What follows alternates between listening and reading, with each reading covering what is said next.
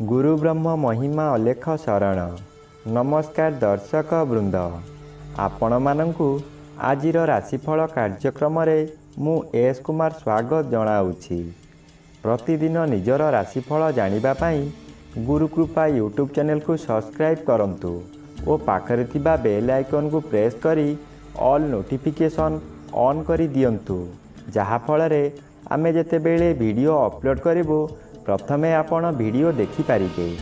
आमर यही वीडियो रे आपण संपूर्ण पंचांग सहित मेष ठारू मीन पर्यंत 12 गोटी राशिर राशिफल विषय रे जानि पारिबे। वीडियो को दयाकरी शेष पर्यंत देखंतु। वीडियोटी भल लागिथिले वीडियो को लाइक करंतु एवं आपणक प्रियजन पाखु शेयर करी जणांतु। एबे आसंतु जानिबा आज दिनर संपूर्ण पंचांग विषय। आज इंग्राजी 2026 मसीहा मार्च मास 31 तारिख मंगलवार, दिल्ली स्वराब्द सन 1433 साल, स्वाधीन भारताब्द 79 वर्ष, महिमाद 199 वर्ष। उत्कल गजपति श्री श्री गजपति दिव्यसिंहदेव महाराजांकर 69 अंक। सौरस्व चैत्र मास 17 दिन, चांद्रमते चैत्र शुक्ल पक्ष त्रयोदशी तिथि प्रातः 6 घंटा 54 मिनिट पर्यंत, एहा परे चतुर्दशी तिथि। आजिर सूर्योदय विरजा क्षेत्र को 5 घंटा 42 मिनिट, मीन लग्न 2 दंड 5 लिता गते उदय। आजिर सूर्यास्त विरजा क्षेत्र को 5 घंटा 55 मिनिट, कन्या लग्न 2 दंड 58 लिता गते अस्त। आज सिंह चंद्र रात्रि 9 घंटा 13 मिनिट पर्यंत, एहा परे कन्या चंद्र। पूर्वा फाल्गुनी नक्षत्र अपराह्न 3 घंटा 10 मिनिट पर्यंत।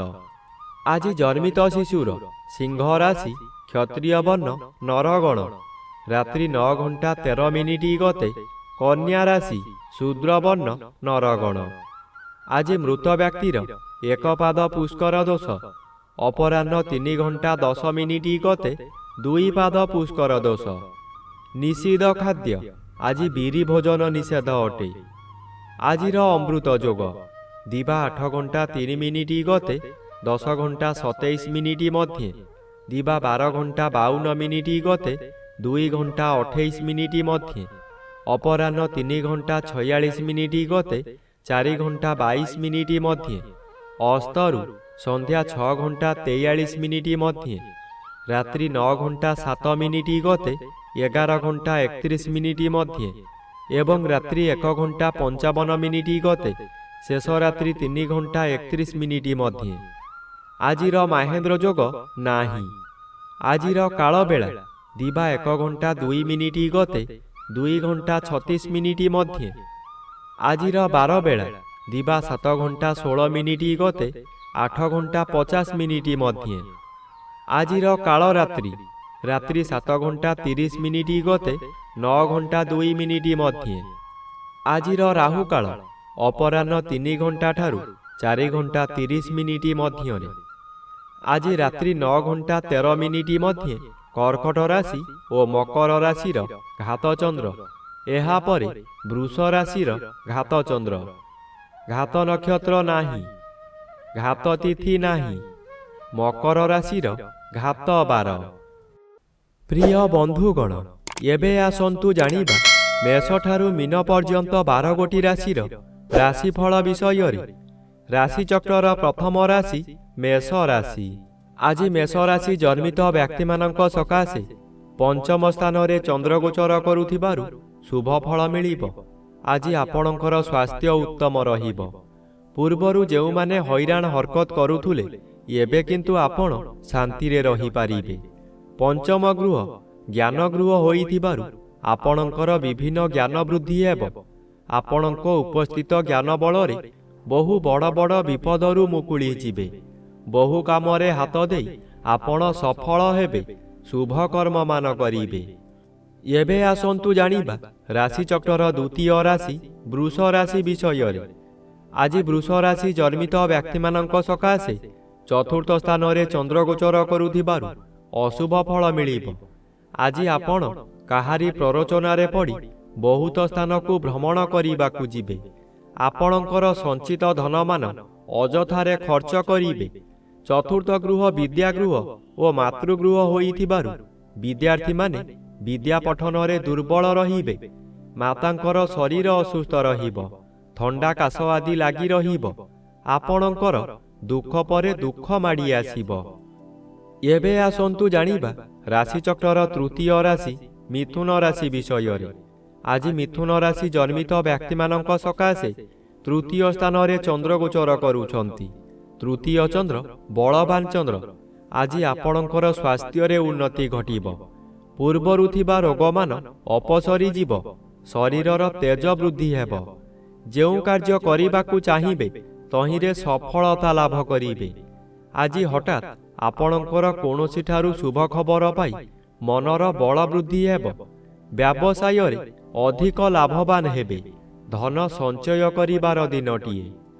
ଏବେ ଆସନ୍ତୁ ଜାଣିବା ରାଶିଚକ୍ରର ଚତୁର୍ଥ ରାଶି କର୍କଟ ରାଶି ବିଷୟରେ। ଆଜି କର୍କଟ ରାଶି ଜନ୍ମିତ ବ୍ୟକ୍ତିମାନଙ୍କ ସକାଶେ ଘାତଚନ୍ଦ୍ର ଭୋଗ ହେଉଛି।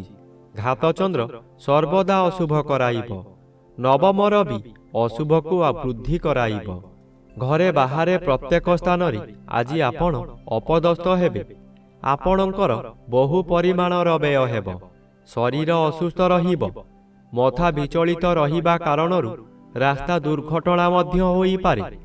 ଆଜି ଆପଣ ନିଜ ମନକୁ ଶାନ୍ତ ନ କଲେ ନିଜକୁ ନିଜେ ଦଣ୍ଡ ଦେଇ ହଇରାଣ ଓ ଲୋକ ଅସା ହୋଇପାରନ୍ତି। ଏବେ ଆସନ୍ତୁ ଜାଣିବା ରାଶିଚକ୍ରର ପଞ୍ଚମ ରାଶି ସିଂହ ରାଶି ବିଷୟରେ। ଆଜି ସିଂହ ରାଶି ଜନ୍ମିତ ବ୍ୟକ୍ତିମାନଙ୍କ ସକାଶେ ଶ୍ରୀଚନ୍ଦ୍ର ଗୋଚର କରୁଥିବାରୁ କେତେକାଂଶରେ ଶୁଭ ଫଳ ମିଳିବ।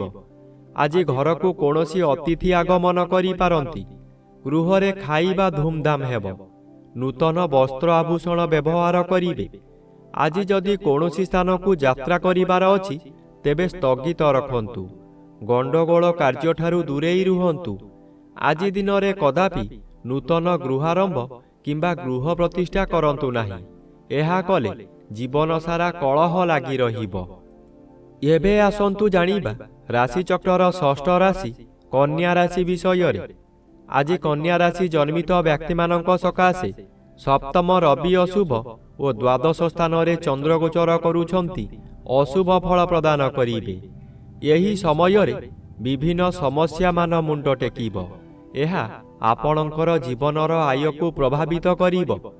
ପରିବାର ବ୍ୟକ୍ତି ଓ ସହକର୍ମୀ ବ୍ୟକ୍ତିମାନେ ଆଜି ଆପଣଙ୍କର ଶତ୍ରୁ ସଦୃଶ୍ୟ ଲାଗିବେ। ସ୍ୱାମୀ ସ୍ତ୍ରୀଙ୍କ ମଧ୍ୟରେ ମାନ ମନାନ୍ତର ଘଟିବ। ନିଜର ପାଦ ପୀଡ଼ା ମଧ୍ୟ ହୋଇପାରେ, ଯାହାଦ୍ୱାରା କୌଣସି କାର୍ଯ୍ୟ କରିବାକୁ ମନରେ ଆଗ୍ରହ କମିଯିବ। ଏବେ ଆସନ୍ତୁ ଜାଣିବା ରାଶିଚକ୍ରର ସପ୍ତମ ରାଶି ତୁଳା ରାଶି ବିଷୟରେ। ଆଜି ତୁଳା ରାଶି ଜନ୍ମିତ ବ୍ୟକ୍ତିମାନଙ୍କ ସକାଶେ ଏକାଦଶ ସ୍ଥାନରେ ଚନ୍ଦ୍ର ଗୋଚର କରୁଛନ୍ତି। ଏକାଦଶ ଚନ୍ଦ୍ର ବଳଶାଳୀ ଚନ୍ଦ୍ର। ଆଜି ଆପଣଙ୍କୁ ଅଚାନକ ଶୁଭ ଖବର ମିଳିବ। ବ୍ୟବସାୟୀମାନେ ଏହି ସମୟରେ ଆଶାଠାରୁ ଅଧିକ ଲାଭବାନ ହେବେ। ପୂର୍ବରୁ ଯେଉଁ କାର୍ଯ୍ୟ ସକାଶେ ଆପଣ ଅପେକ୍ଷା କରି ହତାଶ ହୋଇଥିଲେ ସେ କାର୍ଯ୍ୟ ଆଜି ପୂରଣ ହେବ। ପରିବାର ମଧ୍ୟରେ ସ୍ୱାଦିଷ୍ଟ ଭୋଜନ ପ୍ରସ୍ତୁତ କରିବା ସହିତ ଅତିଥି ବନ୍ଧୁମାନଙ୍କୁ ନିମନ୍ତ୍ରଣ କରି ଆଜି ଆପଣ ଆପ୍ୟାୟିତ କରିବେ। ଏବେ ଆସନ୍ତୁ ଜାଣିବା ରାଶିଚକ୍ରର ଅଷ୍ଟମ ରାଶି ବିଛା ରାଶି ବିଷୟରେ। ଆଜି ବିଛା ରାଶି ଜନ୍ମିତ ବ୍ୟକ୍ତିମାନଙ୍କ ସକାଶେ ଦଶମ ସ୍ଥାନରେ ଚନ୍ଦ୍ର ଗୋଚର କରୁଛନ୍ତି। ଦଶମ ସ୍ଥାନ କର୍ମସ୍ଥାନ ହୋଇଥିବାରୁ ଆଜି ଆପଣ ନିଜ କର୍ମରେ ତତ୍ପର ହେବେ। ଯେଉଁ କର୍ମ କରିବାକୁ କେହି ସାହସ କରୁନଥିବେ ତାହା ଆପଣ କରି ଦେଖାଇଦେବେ। ଆପଣ ଅଧିକ ଶକ୍ତିଶାଳୀ ହୋଇ ଉଠିବେ। ମନରେ ସାହସ ବଢ଼ିଯିବ। ଗୁରୁଙ୍କର ଆଶୀର୍ବାଦ ମିଳିବ। ପୂର୍ବରୁ କରିଥିବା କର୍ମର ଫଳ ମଧ୍ୟ ଏହି ସମୟରେ ମିଳିବ। ଆଜି ଆପଣଙ୍କର ଇଚ୍ଛା ପୂର୍ଣ୍ଣ ହେବ। ଏବେ ଆସନ୍ତୁ ଜାଣିବା ରାଶିଚକ୍ରର ନବମ ରାଶି ଧନୁ ରାଶି ବିଷୟରେ। ଆଜି ଧନୁ ରାଶି ଜନ୍ମିତ ବ୍ୟକ୍ତିମାନଙ୍କ ସକାଶେ ନବମ ସ୍ଥାନରେ ଚନ୍ଦ୍ର ଗୋଚର କରୁଥିବାରୁ ଶୁଭ ଫଳ ମିଳିବ। ଆଜି ଆପଣଙ୍କୁ ପରିବାରର ଗୁରୁଜନମାନେ ଆଶୀର୍ବାଦ କରିବେ। ଦୈବୀ କୃପା ଠିକ୍ ସମୟରେ ମିଳିବ। ଆପଣ ଯେଉଁ କର୍ମ ପୂର୍ବରୁ ଆରମ୍ଭ କରିଥିଲେ ସେ କାର୍ଯ୍ୟ ଏହି ସମୟରେ ପୂରଣ ହୋଇଯିବ। ପୂଜାପାଠ ଓ ଗୁରୁ ଭକ୍ତିରେ ମନୋନିବେଶ କରିବେ। କୌଣସି ଅନୁଷ୍ଠାନରେ ବହୁ ଆର୍ଥିକ ସାହାଯ୍ୟ କରିପାରନ୍ତି। ବିଭିନ୍ନ ମହଲରୁ ପ୍ରଶଂସା ମିଳିବ। ଏବେ ଆସନ୍ତୁ ଜାଣିବା ରାଶିଚକ୍ରର ଦଶମ ରାଶି ମକର ରାଶି ବିଷୟରେ। ଆଜି ମକର ରାଶି ଜନ୍ମିତ ବ୍ୟକ୍ତିମାନଙ୍କ ସକାଶେ ଘାତବାର ଓ ଘାତଚନ୍ଦ୍ର ଭୋଗ ହେଉଥିବାରୁ ଅଶୁଭ ଫଳ ମିଳିବ। ଏହି ସମୟରେ ଆପଣ ଯେଉଁ ସ୍ଥାନକୁ ଯିବେ ସେଠାରେ କଳହ ହେବ। ବିଭିନ୍ନ ପ୍ରକାର କ୍ଷତି ହୋଇ ଆପଣଙ୍କର ମଥା ବିଚଳିତ ହୋଇଯିବ। ରାସ୍ତାରେ ଯିବା ସମୟରେ ଆପଣ ଅନ୍ୟମନସ୍କ ହୋଇପାରନ୍ତି। ସାବଧାନ ନ ରହିଲେ ଯାନବାହନ ଦୁର୍ଘଟଣାକୁ ଏଡ଼ାଇ ଦେଇ ହେବ ନାହିଁ। ଏହି ସମୟରେ ଆପଣଙ୍କୁ ଗରମ ଜ୍ୱର ମଧ୍ୟ ହୋଇପାରେ। ଏବେ ଆସନ୍ତୁ ଜାଣିବା ରାଶିଚକ୍ରର ଏକାଦଶ ରାଶି କୁମ୍ଭ ରାଶି ବିଷୟରେ। ଆଜି କୁମ୍ଭ ରାଶି ଜନ୍ମିତ ବ୍ୟକ୍ତିମାନଙ୍କ ସକାଶେ ସପ୍ତମ ଚନ୍ଦ୍ର ବାଧାପ୍ରାପ୍ତ ଅଛନ୍ତି। ଅଶୁଭ ଫଳ ପ୍ରଦାନ କରିବେ। ଆଜି ପାରିବାରିକ ଅଶାନ୍ତି ଭୋଗିବେ। ସୁଖ ହାନି ଘଟିବ। ସ୍ୱାମୀ ସ୍ତ୍ରୀଙ୍କ ମଧ୍ୟରେ ମନାନ୍ତର ହୋଇଯିବ। ଅଯଥାରେ ପିଲାମାନଙ୍କ ଉପରେ ରାଗ ସୁଝାଇବେ। ଆପଣଙ୍କର ଆୟ କମିଯିବ। ଆପଣ ଯାହା ଆଶା କରିଥିଲେ ତାହା ମିଳିବ ନାହିଁ। ମଥା ବିଚଳିତ ହୋଇପାରେ। ଦୂର ସମ୍ପର୍କ ବନ୍ଧୁଙ୍କଠାରୁ ଦୁଃଖ ଖବର ପ୍ରାପ୍ତି ହେବ। ଏବେ ଆସନ୍ତୁ ଜାଣିବା ରାଶିଚକ୍ରର ଦ୍ୱାଦଶ ବା ଶେଷ ରାଶି ମୀନ ରାଶି ବିଷୟରେ। ଆଜି ମୀନ ରାଶି ଜନ୍ମିତ ବ୍ୟକ୍ତିମାନଙ୍କ ସକାଶେ ଷଷ୍ଠ ସ୍ଥାନରେ ଚନ୍ଦ୍ରଗୋଚର କରୁଛନ୍ତି। ଷଷ୍ଠ ଚନ୍ଦ୍ର ବଳବାନ ଚନ୍ଦ୍ର। ଆଜି ଆପଣଙ୍କ ପରିବାର ମଧ୍ୟରେ ଖାଲି ଆନନ୍ଦ ହିଁ ଆନନ୍ଦ ମିଳିବ। ଯେଉଁ କାମରେ ହାତ ଦେବେ ତହିଁରେ ସଫଳତା ନିଶ୍ଚୟ ପାଇବେ। ବ୍ୟବସାୟ କରୁଥିବା ବ୍ୟକ୍ତିମାନେ ବ୍ୟବସାୟରେ ଆଶାଠାରୁ ଅଧିକ ଲାଭବାନ ହେବେ। ପୂର୍ବରୁ ଆପଣ କରିଥିବା ଋଣ ଏହି ସମୟରେ ପରିଶୋଧ କରିପାରିବେ। ଆଜି ଆପଣଙ୍କ ପାଖରେ ଅର୍ଥର ଅଭାବ ରହିବ ନାହିଁ।